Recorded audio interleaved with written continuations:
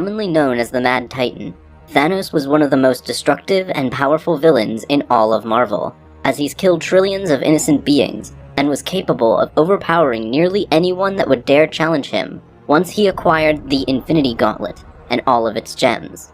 But before he became a godlike being and murdered everyone in his path, what was Thanos like as a child, and later as a teenager? Thanos was born on the Saturn moon Titan, as a part of a group known as Titanians, who were eternal beings ruled by the exiled Eternals A'ars and Sui-San. Most of those whom they created shared their same physical traits and characteristics, but Thanos was not among them. Upon his arrival to the world, Thanos' birth came with shock from the doctors as they witnessed what looked to be a spawn of a demon. Initially, they wanted to have the newborn undergo tests to better understand why he looked so deformed, but A'ars dismissed their concerns and instead came to love his son, viewing him as a strong-willed being who refused to succumb to death. After praising Thanos' natural strength, A'ars handed him over to his mother. Upon looking at their newborn, Sui-San instinctively reached for a nearby scalpel and attempted to murder her child in cold blood, shouting that he was a monster that had to be killed before he got a chance to grow larger. Surprised at her reaction, A'ars had the frantic woman sedated before he took Thanos away to safety. She later was sent to a mental hospital and restrained, as she remained insane ever since. Years later, and a 12-year-old Thanos stood out among all his peers due to his physical appearance, something he was reminded of every day. In his early childhood, Thanos spent much of his time reading and learning about the world around him, quickly becoming known as the smartest kid at school. He spent much of his time alone, drawing images of nature and its creatures in his notebook.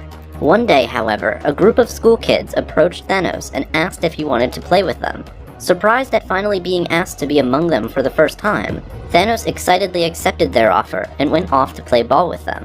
While at home, Thanos frequently attempted to figure out the cause for his unique genetic makeup, so that he could better explain it to his fellow classmates back at school. He would ask his father if he knew anything that could answer his questions, but he would always either get straight up ignored, or reminded that he was overly busy with his work, and that he didn't have time for him or his questions.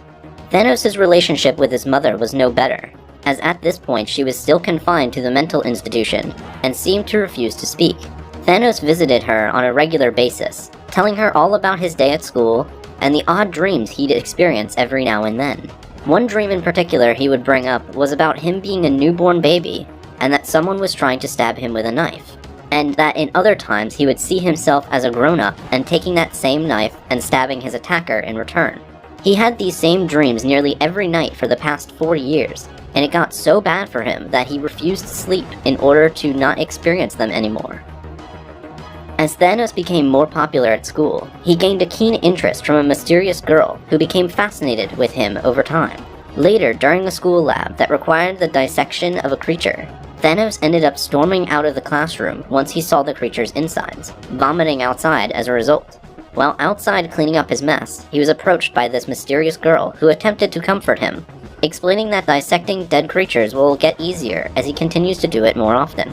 Thanos didn't like what he heard, claiming he never wanted to dissect another living being ever again, even if it meant giving up on his dream of becoming a great scientist one day like his father. She told him that he just needed time to clear his head and to think about what he had just experienced, and that a great way to do that would be to explore a forbidden cave she herself frequently visited. Thanos did just that, taking a few of his friends with him. While they walked deeper and deeper into the cave, the entire place began to rumble as rocks started to crash upon them. Once the cave-in stopped, Thanos found himself trapped and separated from his friends. He spent the next 3 days digging his way out, finally reaching the outer edges of the cave, only to discover the terrible fate of his friends. They all had perished as they were eaten alive by giant lizards, which apparently found him to be unappealing due to his mutation. When Thanos finally got back to civilization, rumors began to spread of what exactly had happened back at the cave that caused the death of several children. It was believed that Thanos had killed and eaten those children as a monster within him had suddenly awakened. Nearly everyone began to shun him. Even his other friends began treating him as an outcast.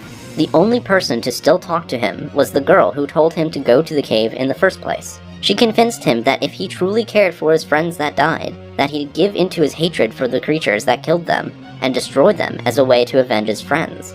So armed with a knife, Thanos made his way back to the cave and unleashed his rage as he went on to slaughter every creature inside. All the while, the girl watched from a distance with glee. Years later, a teenage Thanos had fully overcome his fear of killing and dissecting creatures. He quickly passed all his lab tests, fully dissecting creatures and studying them so effectively that he was able to describe their entire life story from just examining their organs alone. He got bored with school as it didn't have enough to teach him, so he went on to create his own secret laboratory, where he experimented on his own accords. He experimented on live creatures, painfully removing their body parts one at a time, just so he could study them for knowledge. He viewed himself at this time as a valued scientist, bent on discovering the answer to who he really was, and why he was so different from everyone else. Despite his dedication to science, he made little gains on answering his biggest questions. His only friend now, the girl who's been at his side ever since his first killings, went on to convince him that he had to take his experiments to the next level if he wished to figure out who he truly was. Desperate in obtaining those answers, Thanos ended up kidnapping a young couple and brought them to his secret laboratory. He went on to dissect them just like he had done to all the animals before. Days later, people began to wonder where that couple had gone. Over time, it was believed they were murdered, which would have been the first time anyone had been murdered on Titan since the moon housed life. More and more children began to disappear, which began to cause alarm among the people. Thanos' father dismissed these concerns, believing that murder on his moon was impossible. But the same could not be said about Thanos' mother, who knew right away that it was her son who had been committing these heinous acts. She finally spoke to him, perhaps the first time since she returned home from her confinement, that she knew the monster he truly was. Thanos dismissed her statement, but then began to doubt himself. The next day, Thanos went out to the place he buried his victims, and claimed he would burn their bodies and cease his experimentations on the people of Titan. The female friend asked if he had enjoyed what he had done, a question that offended Thanos, who claimed that he was a scientist, not a butcher that enjoyed senseless murder. After burning the last bodies, Thanos vowed to never kill again. 2 weeks later, and Thanos was back there again, burying his latest victim. He admitted that she was right, that he did enjoy killing. She reassured him that he shouldn't be ashamed of his actions, that he was just doing what was in his nature. Finally, after all these years, Thanos revealed his true feelings toward her. She was the only person in his life that understood him, who even tried to do so. He wanted to run away with her to someplace they could be together alone forever. He then tried to give her a hug, only to be slapped by her in return. She now knew she had full control over him as he admitted his love toward her. She then called him out for being weak and a coward, and for taking so long to finally accept who he was. That those who feared themselves were unworthy of love, but that he had potential to change all of that by fully embracing his twisted nature.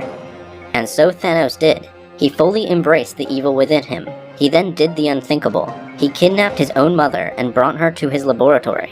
When she awoke, he gloated to her of all the ill doings he'd done over the years, all the instruments of torture he created, and all the murders he committed. How all that time he convinced himself he was doing it all to find answers, while in reality he just loved killing. It was that simple, and she was right about him from the very beginning. He then grabbed a knife and murdered her, cutting her up like all his previous victims. Once she was dead, Thanos recalled the day he was born and how she tried to kill him. He apologized to her, not for the murder, but that she failed to kill him when she had the chance. And after that, Thanos began to walk his conflicted path to attaining ultimate power, just so he could win the love of the girl who's always been at his side.